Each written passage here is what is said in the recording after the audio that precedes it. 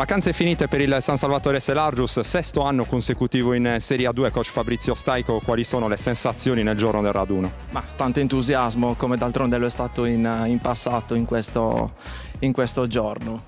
Presentaci la squadra di quest'anno, tante conferme, due novità mirate, due novità direi anche importanti. Ma sì, senz'altro, Fabri è una giocatrice che penso che non abbia bisogno di nessun tipo di presentazione, è stato il pivot della nazionale italiana per tanto tempo, con delle caratteristiche individuali che senz'altro sono di grande rarità per tutto quello lì che è il movimento italiano. È un grande onore, un grande piacere, speriamo che sia quel valore aggiunto che comunque nella nostra realtà è sempre mancato sia da un punto di vista di quello lì che era l'efficienza organizzativa in merito al gioco, come pure il mostrare, il vedere alle nostre giovani senz'altro una giocatrice che forse non è mai passata qui all'interno del nostro campo. Ci sarà anche Mia Masic, una giocatrice anche lei importante, reduce da una stagione in Francia, un profilo di guardia ala particolarmente atletica, immagino funzionale alla tua idea di basket per la prossima stagione. Ma sì, senz'altro su Mia è una giocatrice che ci sarà da divertirsi, nel senso che è una giocatrice che penso possa ricoprire diversi ruoli. Penso che questo qui sia una cosa che nel nostro modo di giocare possa riscuotere un grande vantaggio e cercheremo di creare nel migliore dei modi questa situazione qua. Tante giovani, come la tradizione nel San Salvatore, non solo Mura e Pinna da questa stagione aggregate stabilmente alla prima squadra, anche addirittura altre 4 giovani tra il 2000 e il 2001. San Salvatore punta forte su questo aspetto. Ma senza dubbio è doveroso, d'altronde il nostro settore giovanile nel nostro territorio parla tanto, in termini di risultati, in termini di numeri. Quindi è chiaro che si decide, più si va avanti, più si decide che comunque sia dei minuti devono essere, diciamo, non sarà il termine più giusto, ma mi piace utilizzarlo, obbligatoriamente dedicarli alle nostre giovani. Naturalmente va considerato deve essere considerato il momento giusto in cui dargli responsabilità e ci auguriamo che quando si parla di giovani comunque ci sia sempre, come sempre, grande attenzione, grande rispetto e tanta pazienza. C'è anche un'altra anima nel San Salvatore, sono le giocatrici che sono rimaste, ci sono le veterane come è il caso del capitano Anna Lussu, Cinzia Arioli, giocatrice probabilmente la migliore della scorsa stagione, che ha deciso di rimanere, si è legata tantissimo a questo ambiente. Sì, dai, diciamo che una giocatrice come Cinzia, anche lei, come ho detto per Valentina, penso che non abbia bisogno di tante presentazioni. È il secondo anno che sta da noi, siamo assolutamente contenti nell'aver avuto la possibilità di poterla riconfermare, perché oltre che essere una brava giocatrice è anche una giocatrice che si adatta a quella lì che è la nostra realtà.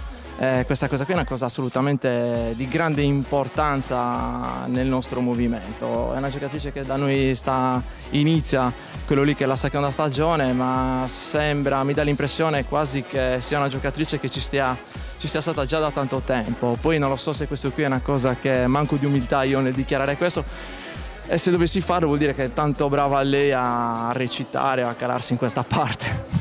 Abbiamo detto San Salvatore con tante conferme, le altre sarde invece hanno cambiato tantissimo. Ti chiedo che idea ti sei fatto sulle altre 3 squadre, parliamo ovviamente di Virtus Cagliari, Cus e Mercedes Alghero. Sì, come il mio stile non è che io sia molto aggiornato su quelli lì che sono i movimenti, a meno che non mi capitino sott'occhio. Senz'altro diciamo che per linee generali, come d'altronde lo è stato per noi, che da un punto di vista di investimento di giocatrici c'è stato qualche mancanza numerica, non qualitativa, numerica. Presumo che questa situazione un po' si venga a creare non solo tra le sarde, ma penso che si venga a creare un po' su tutto il territorio. Quindi questo spesso incide che il valore delle squadre si può avere un po' la fortuna o sfortuna che il livello tecnico venga un po' a calare. A calare perché? Perché senz'altro è più vantaggioso da un punto di vista economico investire sulle giovani che hanno tanta voglia di dimostrare, di mettersi in gioco, come può essere ad esempio la formazione che può aver fatto ora, poi potrò anche sbagliare, la Virtus in termini di nomi, che è una scelta del tutto onorevole, giusta e apprezzabile. L'importante è come lo facciamo noi. Penso che tutti noi abbiamo le idee chiare, che investire sulle giovani significa avere tanta pazienza, tanta serenità, tanta fiducia, spesso a discapito anche di un risultato che tutti si aspettano e magari non arriva con prontezza.